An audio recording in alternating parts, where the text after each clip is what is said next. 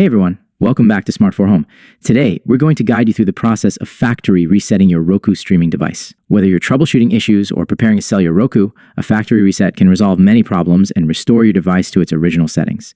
Stay tuned as we walk you through each step. Let's get started.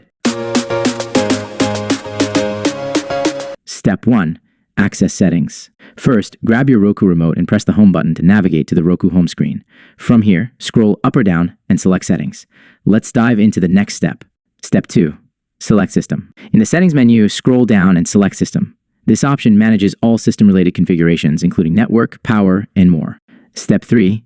Choose advanced system settings. Next, scroll down and choose advanced system settings. This section provides access to more specific options that can help troubleshoot various issues with your Roku device. Step 4. Factory reset. Now, scroll down and select Factory Reset. This option will erase all your personal preferences and restore the Roku device to its original factory settings. Make sure to proceed only if you're absolutely sure, as this action cannot be undone. Step 5. Confirmation. Roku will display a warning message confirming that you want to proceed with the factory reset. Use the remote to highlight Factory Reset and press the OK button to confirm. Step 6. Restart and setup. Once confirmed, your Roku will begin the factory reset process.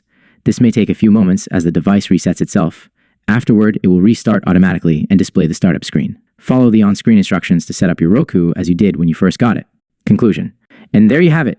You've successfully factory reset your Roku streaming device.